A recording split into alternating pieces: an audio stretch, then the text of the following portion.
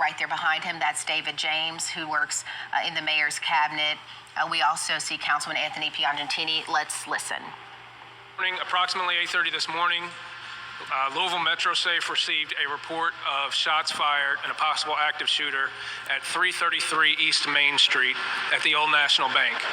Within 3 minutes of being dispatched, officers arrived on scene and encountered the suspect almost immediately, still firing gunshots.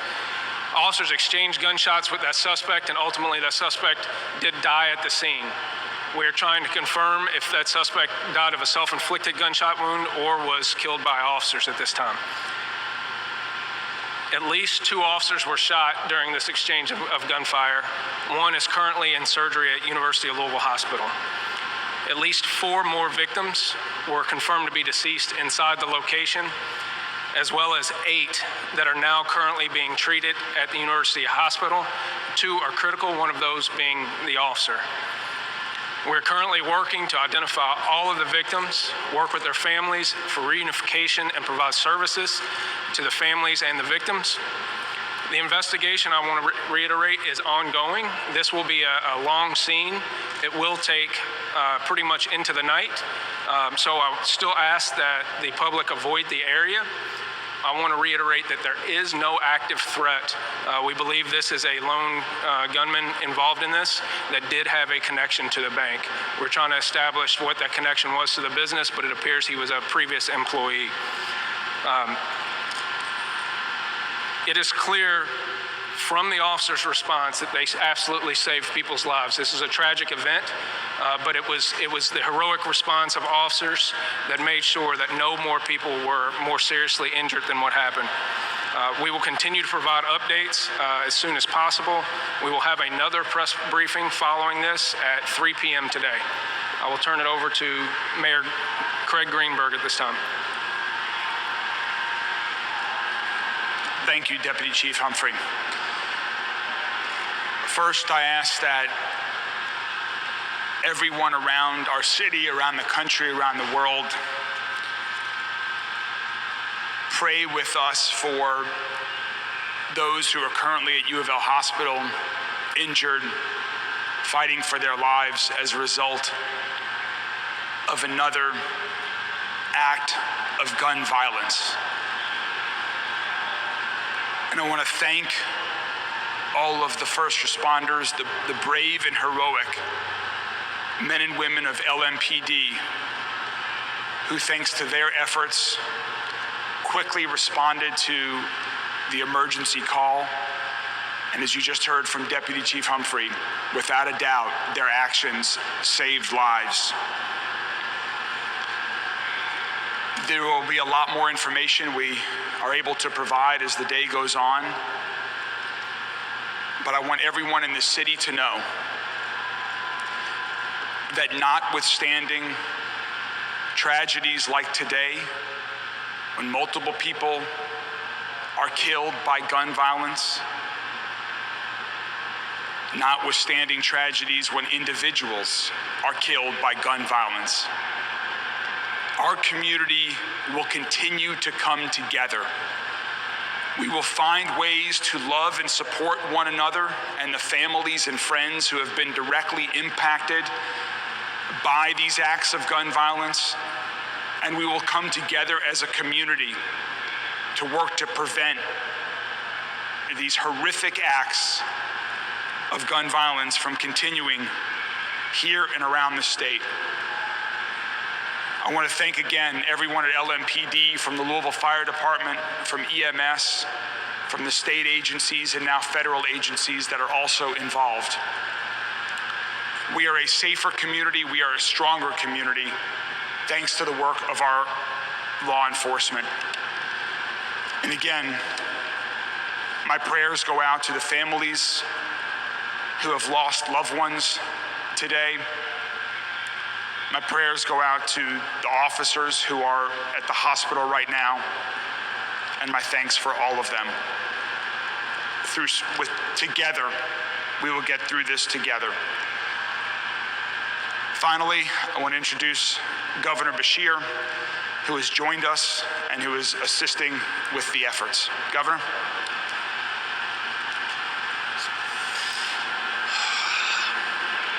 I want to start by thanking the brave heroes in LMPD and our other responding organizations. LMPD made it to this scene in a matter of minutes after receiving the call, and there is no doubt in my mind that their efforts saved lives and they put their own on the line. And we have at least one officer in surgery right now that is there because he took those actions to try to protect the people of Louisville. I want to thank Louisville Fire, Louisville Metro EMS, and Emergency Management and the Louisville Sheriff's Office for the immediate response.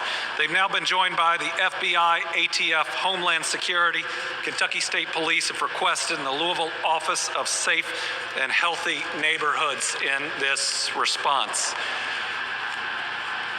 This is awful. I have a very close friend that didn't make it today. And I have another close friend who didn't either, and one who's at the hospital that I hope is going to make it through. So when we talk about praying, I hope people will. For those that we are hoping can make it through the surgeries that they're going through, and then we've got to do what we have done these last 3 years after everything. We've got to wrap our arms around these families. And to everybody who needs it, don't be afraid to get some help. Our bodies and our minds are not meant to go through these types of tragedies. And so I hope that all the brave officers that stepped into the line of fire, that are worried about one of their fellow officers, will reach out for help when they need it. I hope every one of those bank employees and folks in that building, one that I know well, and my AG campaign was out of that building. I know virtually everyone in it. That's my bank. I hope that they will all reach out and get the help that they need. There are a lot of people that are hurting today. And if we have a place to focus our energy, I hope it is to surround them with the love and the compassion that we have been so good at showing one another. I want people to know that while today is a horrific act, I do believe that this is a safe community with officers doing their very best each and every day, and that's what we saw here.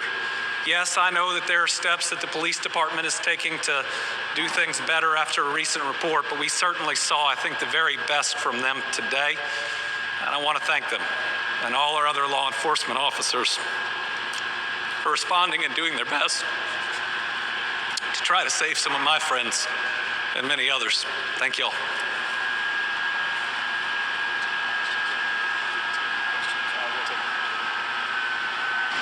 Any questions?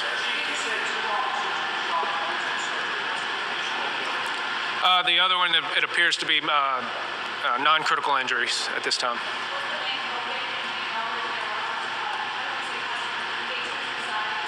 I'm not sure on the status of that yet. That'd be part of the investigation. Excuse me? It appears the shooter was, I don't know if it was an active employee or a former employee, but the shooter did have a connection to the location. No.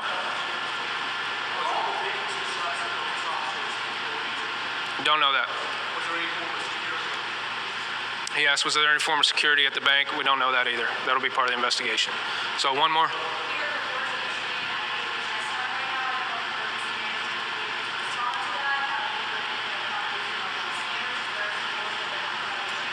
We have resources available to make sure the rest of the city is kept safe, and I do want to reiterate that. We are managing our resources with the state, local, and federal partners to make sure that all services to the city maintain while we are maintaining this scene at the same time. So thank you. The next update will be at 3 o'clock. Thank you. Let's go. Let's go.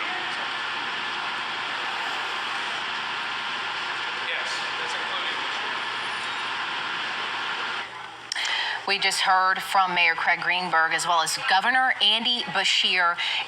Governor Beshear, extremely emotional, obviously processing this tragedy, but telling us that he had friends who did not make it today. One of his friends is in surgery right now. We also got an update on the victims, got an update on the injured, as we should say, who are at U of L Hospital.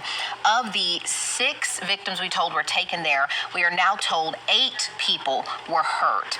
2 of them are in critical condition, including one of the officers is stated to be in critical condition and is in currently surgery. in surgery.